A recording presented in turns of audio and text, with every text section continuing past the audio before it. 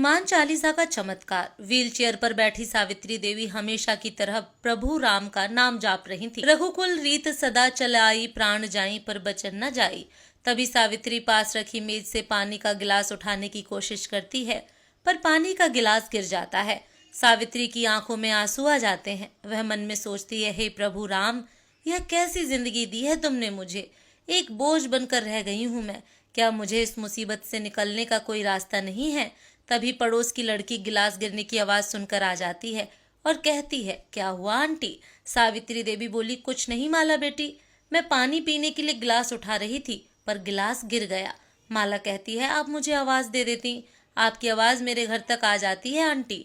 पर कोई बात नहीं, अभी मैं आ गई हूँ, यह लीजिए पानी। यह कहकर माला एक गिलास में पानी डालकर सावित्री को देती है। माला कहती है, लगता है ज्योति आज काम पर जल्दी निकल गई। सावित्री बोली, हाँ बेटी, सुबह सुबह ताजे फूल लेना, फिर उनकी माला बनाना और मंदिर के बाहर बेचना।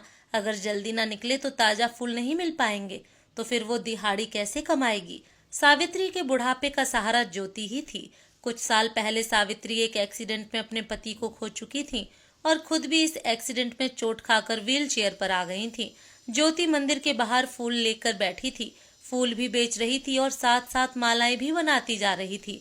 वह मन में सोच रही थी, हे प्रभु, आज तो कुछ खास बिक्री भी नहीं हुई, बस 2-4 मालाएं और बिक जाएं तो आज की दिहाड़ी बन जाएगी।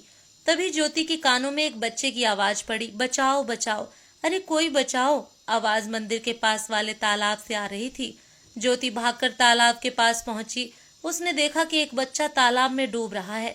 ज्योति ने तालाब में छलांग लगा दी। मंदिर के पास बने उस तालाब में लोग सिक्के फेंककर हाथ जोड़कर नमन करते थे। दूसरों की देखा देखी उस बच्चे ने भी तालाब में सिक्का फेंका और सिक्का फेंकने में उसका पैर फिसल गया। ज्योति किसी तरह उस बच्चे को बचाकर बाहर ले आई। तभी वहां खड़े लोग ज्योति की प्रशंसा करने लगे, अरे वाह, तुम तो बहुत बहादुर लड़की हो, लगता है तुमने बहुत छोटी उम्र में ही तैराकी सीख ली थी, आज काम आ गई। परंतु इस बच्चे के माता पिता कहाँ हैं? तभी उस बच्चे की माता पिता वहां पहुंच गए। उस बच्चे की माँ उसे गले लगाते हुए रोने लगी। तभी वहां खड़े हुए एक आदमी ने बताया, अरे बहन जी, आपके बच्चे को इस फूल वाले ने बचाया है, बेचारी की बिक्री पर भी असर पड़ेगा, पर इसने किसी बात की परवाह न करते हुए आपके बच्चे को बचा लिया। उस बच्चे के पिता ने ज्योति से कहा, तुम्हारा बहुत बहुत धन्यवाद, यह लो, हमारी ओर से कुछ पैसे रख लो, तुम्हारी बिक्री का जो नुकसान हुआ है वह पूरा हो जाएगा, बाकी तुमने हमारे बच्चे की जो जान बचाई उसका एहसान तो हमारे ऊपर हमेशा रहेगा। ज्योति बोली, नहीं नहीं अंकल, मुझे पैसे नहीं चाहिए, यह मेरे छोटे भाई की तरह है, वैसे भी किसी की मदद करने के लिए कभी पैसे नहीं लेने चाहिए, मेरी माँ ने यही सिखाया है। उस बच्चे के पिता यह सुनकर खुश हो गए और बोले, वाह, तुम्हारे संस्कार बहुत अच्छे हैं बेटी, हम तुम्हारा एहसान कभी नहीं भूलेंगे। ज्योति वापस अपनी फूलों की दुकान पर लौट आई और टोकरी में पड़ी अपनी मालाओं को देखते हुए सोचने लगी, यह मालाएं तो अभी तक नहीं बिकी, आज की दिहाड़ी तो गई। वह ऐसा सोच ही रही थी कि तभी एक छोटी सी किताब उसकी टोकरी में आकर गिरी। उसे देखकर वो थोड़ा चौंक गई। अरे यह क्या है? यह तो हनुमान चालीसा है, पर ये यहाँ कैसे आ गई? तभी एक बूढ़ा सा व्यक्ति जिसके हाथ में काफी सारी किताबें थीं, उसके पास आया और बोला, बेटा, ये किताब मेरी है, मैं हनुमान चालीसा और पूजा की किताबें बेचकर अपना गुजारा चलाता हूँ। ज्योति बाबा को किताब वापस करने लगी। बाबा बोले, नहीं नहीं बेटी, इसे तुम ही रख लो, आज तक ऐसा नहीं हुआ कि मेरे हाथों से कभी कोई किताब गिरी हो। इस हनुमान चालीसा का इस तरह तुम्हारी फूलों की टोकरी में आकर गिरना, इसका अर्थ है प्रभु श्री राम इस किताब को तुम तक पहुंचाना चाहते हैं। ज्योति ने बड़ी हैरानी से कहा, मुझ तक पहुंचाना चाहते हैं? बाबा बोले, हाँ बिटिया, तभी तो यह तुम तक आई है। हनुमान चालीसा का बहुत प्रताप है बिटिया, 40 दिन तक इस चालीसा का पाठ करने से सारे संकट दूर हो जाते हैं। बजरंग बली जी उसकी उसी तरह मदद करते हैं जैसे संजीवनी बूटी लाकर लक्ष्मण जी को उन्होंने जीवन दान दिया था। अच्छा एक बात बताओ बिटिया, तुम्हें पढ़ना तो आता है ना? ज्योति बोली, जी बाबा, पढ़ना तो आता है। बाबा बोले, बहुत बढ़िया, तुम हर शाम को बजरंगबली जी की हनुमान चालीसा का पाठ करो, तुम्हारी सारी मुश्किलें दूर हो जाएंगी। इसके बदले में तुम चाहो तो मुझे कुछ फूल दे दो, मैं प्रभु श्री राम और बजरंगबली के चरणों में प्रणाम करके उनका आशीर्वाद ले लूंगा। बाबा ने ज्योति से फूल लिए और चले गए। ज्योति सोचने लगी, यह तो मैं कर सकती हूँ।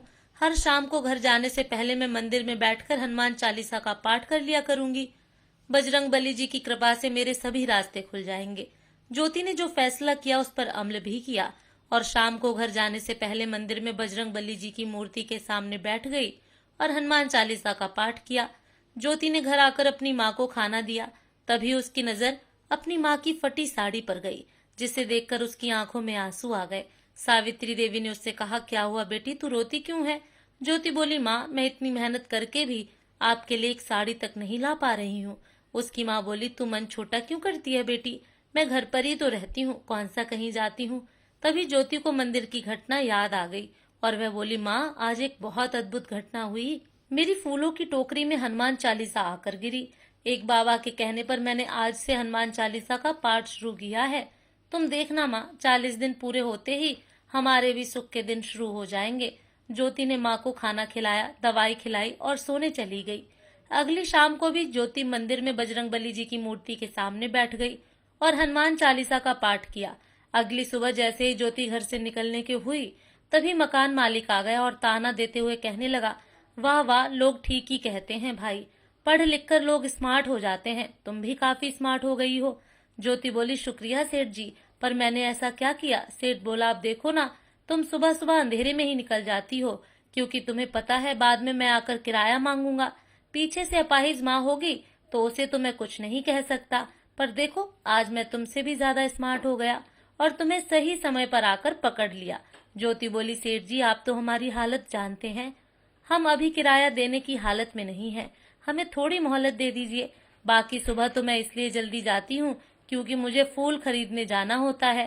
सेठ बोला, बेटी, तुम भी मेरी हालत अच्छे से जानती हो, मेरे खर्चे का प्रबंध लोगों से मिलने वाले किराए से ही होता है। मेरी हालत पर रहम करो, मेरा यह मकान तुरंत खाली कर दो, मैं किसी और को देकर अपना गुजारा चला लूंगा। ज्योति बोली, पर सेठ जी। ज्योति कुछ बोल पाती उससे पहले ही सेठ बोला, अरे कोई सेठ वेट नहीं, मुझे आज ही मकान खाली चाहिए, नहीं तो कल तुम मिलो या ना मिलो, मैं तुम्हारी माँ को घर के बाहर निकाल दूंगा। ज्योति की आंखों से आंसू बहने लगे, पर उसके सामने रास्ता भी क्या था। वो माँ को लेकर कहीं और जाने का मन बनाने लगी। एक झोपड़पट्टी में ज्योति ने अपनी माँ को लाकर रख दिया। सारा दिन भाग दौड़ के कारण वह थकी हुई थी, पर तभी उसे ध्यान आया, अरे शाम हो गई, मुझे तो मंदिर में हनुमान चालीसा का पाठ करने जाना है। कुछ भी हो जाए यह नियम नहीं टूटना चाहिए। नियम के अनुसार वह मूर्ति के आगे बैठ गई और हनुमान चालीसा का पाठ करने लगी। ज्योति के सामने समस्याएं आती रहीं, तकलीफें आती रहीं, पर उसने नियम नहीं तोड़ा। हर शाम को नियम से वह मंदिर में बजरंग बली जी की मूर्ति के आगे बैठ जाती और पूरे मन से हनुमान चालीसा का पाठ करती। आज 40वां दिन है। ज्योति ने हनुमान चालीसा का पाठ कर बजरंग बली के चरणों में सर झुकाया और प्रार्थना करने लगी, प्रभु मेरी प्रार्थना बहुत छोटी है, बस मेरी माँ को अच्छा कर दो और मेरी पढ़ाई का प्रबंध कर दो, मैं बहुत पढ़ना लिखना चाहती हूँ। प्रार्थना कर ज्योति मंदिर से बाहर निकली और तालाब में सिक्का डालकर आशीर्वाद लेने के लिए हाथ जोड़े। वो प्रार्थना करके जैसे ही मुड़ी तो देखा कि सामने वही बच्चा खड़ा है जिसकी उसने जान बचाई थी। बच्चे के साथ उसके माता पिता भी थे। बच्चा दौड़कर ज्योति से लिपट गया और कहने लगा, दीदी आप कैसी हैं? आप मुझे कभी भी मिलने नहीं आई। तभी बच्चे की माँ बोली, बेटी कल रक्षाबंधन है, बंटू ने जिद पकड़ ली है कि वह तुमसे ही राखी बंधवाएगा, किसी और से नहीं। बंटू के पिताजी बोले, बंटू की बात सही है, बंटू की जान बचाने वाली उसकी बहन के होते हुए वह किसी और से राखी क्यों बंधवाए। बंटू ज्योति से कहने लगा, आपको कल मुझे राखी बांधने आना होगा, आप आएंगी ना? ज्योति बोली, हाँ हाँ बंटू, मैं जरूर आऊंगी। रक्षाबंधन वाले दिन ज्योति ने बंटू को राखी बांधी। बंटू भी खुश था और बंटू के माता पिता भी। तभी बंटू के पिता ने ज्योति से पूछा, ज्योति बिटिया तुम स्कूल पढ़ने जाती हो क्या? ज्योति बोली, नहीं अंकल, पहले जाती थी, पर अभी तो मुझे अपने और अपनी माँ के लिए कुछ कमाना होता है, इसलिए नहीं जा पाती। तभी बंटू की माँ बोली, पर अब तुम अब से जाओगी, जब बंटू स्कूल जाता है तो उसकी दीदी भी जाएगी। बंटू भी खुश होता हुआ बोला, हाँ माँ, मैं और दीदी साथ साथ स्कूल जाएंगे। ज्योति ने कहा, पर मुझे मेरी माँ की देखभाल भी तो करनी होती है ना।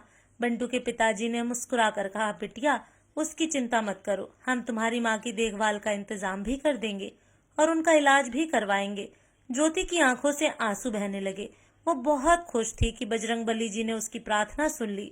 ज्योति मंदिर के बाहर खड़े होकर आने जाने वालों को हनुमान चालीसा की प्रतियां बांट रही थी और मन ही मन सोच रही थी, जिस तरह हनुमान चालीसा के प्रताप से मेरा जीवन बदला, दूसरों का भी बदलना चाहिए। हनुमान चालीसा के पाठ से उनके भी संकट दूर हो जाएंगे। आने जाने वाले लोग ज्योति से हनुमान चालीसा के प्रति लेते और उसे माथे से लगाते हैं। तभी ज्योति की नजर उस बाबा पर पड़ी जिसने उसे हनुमान चालीसा दी थी। ज्योति उस बाबा के पास गई और बोली, प्रणाम बाबा, आपने सही कहा था, हनुमान चालीसा के पाठ से मेरा जीवन बदल गया, मेरे जीवन की मुश्किलें दूर हो गईं। बाबा मुस्कुराते हुए बोले, इसमें तुम्हारी भी तो हिम्मत है बेटी, तुमने अपना नियम नहीं तोड़ा। एक बार प्रण करके नियम से काम को किया जाए तो सफलता मिलती ही है। हनुमान चालीसा का पाठ करने के दिनों में तुम्हारी मुश्किलें बढ़ी, पर तुमने नियम नहीं तोड़ा। प्रभु परीक्षा लेते हैं, पर घबराना नहीं चाहिए, अपना नियम बनाए रखना चाहिए। ज्योति बोली, बाबा, मैं आपकी कृपा कभी नहीं भूलूंगी, आपने ही मुझे यह रास्ता दिखाया है। बाबा ज्योति की बात सुनकर मुस्कुराए और देखते ही देखते एक पेड़ के पीछे अदृश्य हो गए। ज्योति को न जाने ऐसा क्यों लगा जैसे साक्षात हनुमान जी ही उसके सामने थे और उसकी मदद करके वह आंखों से ओझल हो गए। ज्योति ने हाथ जोड़कर आंखें बंद की, सर झुकाया और बस इतना ही कहा, जय बजरंगबली, जय श्री राम। दोस्तों, अगर आपको यह कहानी पसंद आई हो तो वीडियो को लाइक करके कमेंट में जय हनुमान जय श्री राम जरूर लिखें। और हाँ, चैनल पर अगर पहली बार आए हैं तो चैनल को सब्सक्राइब जरूर कर लें। जय श्री राम, जय हनुमान।